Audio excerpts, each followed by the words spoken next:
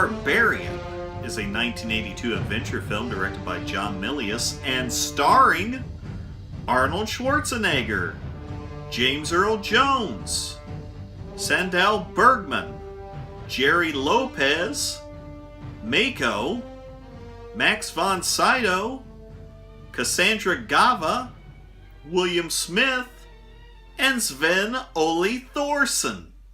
The film starts with some sweet artisanship. And in the darkness of chaos, they fooled Crom. And they took from him the enigma of steel. Crom was angered, and the earth shook. And fire and wind struck down these giants, and they threw their bodies into the waters. What the hell are you talking about, old man? Immediately, some guys show up wanting to take away Valentine's Day and slaughter the village. It's open. Dog, dog, doggy, dog. Dog, dog, doggy, dog. Dog, dog, doggy, dog. James Earl Jones shows up and seems to defuse the situation.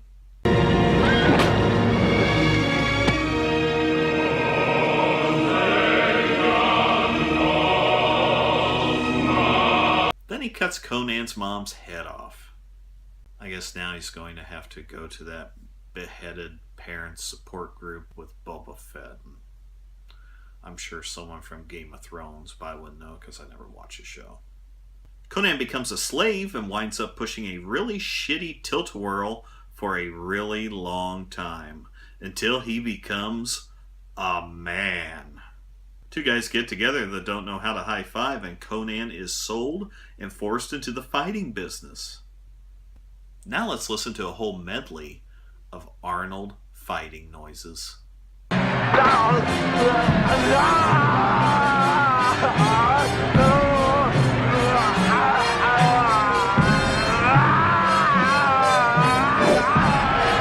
He's good at his job and gets enlisted into some sort of college out east where he learns how to kill people, reading and writing, and being the local stud.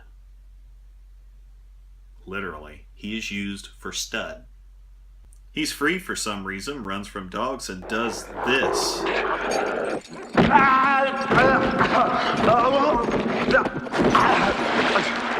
I'm trying not to laugh. He winds up in a tomb where he has no problem with grave robbing, and we get a nice money shot. Pardon me, madam, have you heard the good word? A man who would someday be king by his own hand. One who would crush the snakes of the earth. Snakes? Did you say snakes? Snakes? I think there's only one snake this lady's interested in. Things turn into the blue light special and she winds up getting even hotter. He crashes at her place, sneaking out in the morning, and runs into a thief and archer that becomes his best bud in the whole wide world. That is a perfect piece of KFC. You can go your own way. Go your own way. You can call it another lonely day. They arrive in a city and learn about the snake cult. While checking out the local Snakes R Us, they run into another thief named Valaria. Banding together, they stumble into what can be described as some weird shit. They split up, stealing the Eye of the Serpent and killing a big-ass snake, ruining the sacrifice that was going down on the floor above.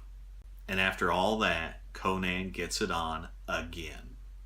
We're not even halfway into this movie, and Conan is swinging the D around a lot. We get a nice, loving montage between Conan and Valaria. She's gonna fucking die. They go on a bender and are captured, being taken to an old king played by everyone's favorite dead priest, Max von Sydow, who is happy that they are fucking with the snake people. Is that a dream catcher or a miniature ship's wheel around Conan's neck? The king pays the trio to bring back his daughter, who has become a disciple to the James Earl Jones snake cult. Take all you can carry.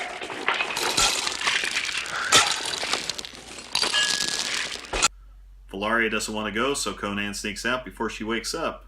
Yeah, he'll give you a call.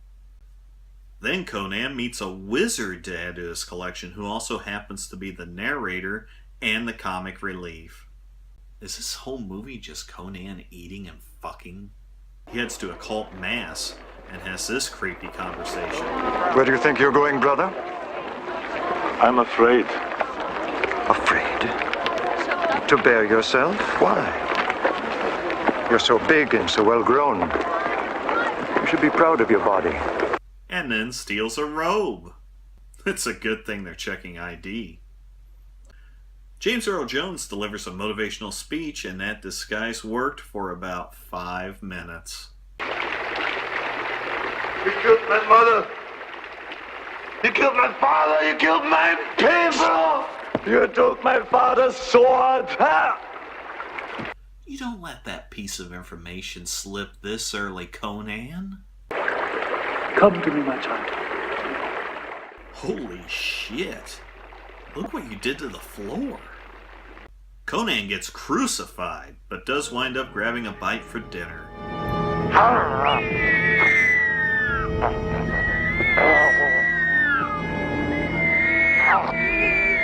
He's rescued by his pair of friends, and they take him to the wizard to save him from death. This is going to be hilarious when he wakes up with all this shit written on his face. Hey, this is what Ghostbusters would look like in 10,000 BC. I hope his HMO covered this procedure. They make plans to save the girl, commando themselves up, and head for the Temple of Doom. Hey, it's an orgy! And we also get our first look at the James Earl Jones Transformer. That's the problem with having scented candles all over the place. They start killing the shit out of everybody as James Earl Jones slithers the hell out. They make a break for it, but James Earl Jones is ready with a snake arrow that hits Valaria. This isn't the first time Conan's had to pull a snake out of Valaria. Get it? I'm talking about his penis. And she's dead. Called it. They torture.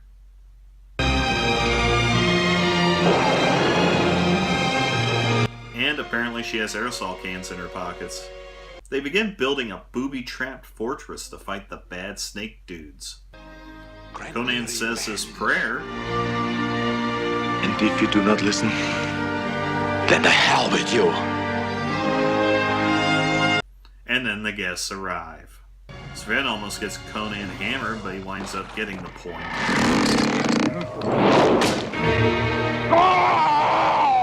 Then a ghost helps him defeat the red-headed fella.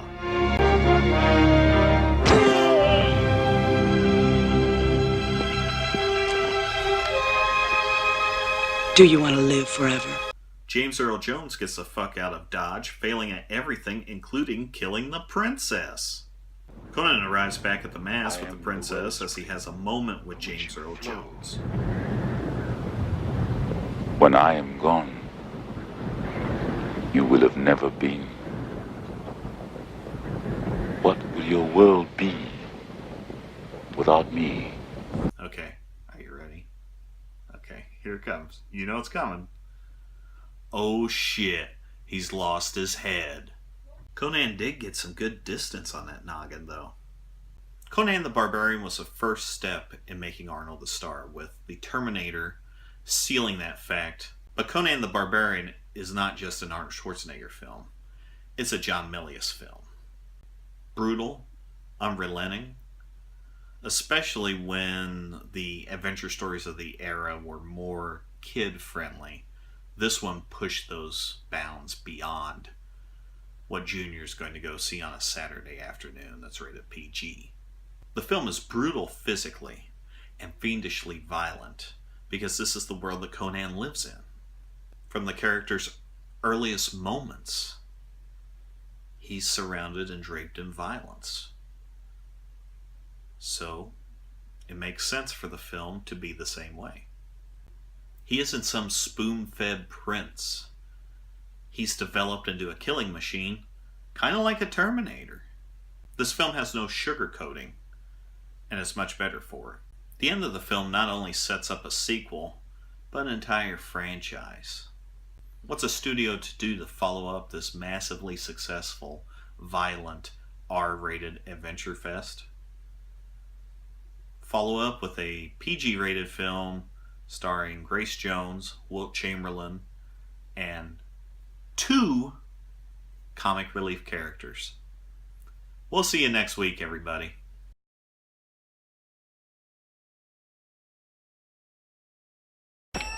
A pittance to protect you from evil. I am evil. You're sluts.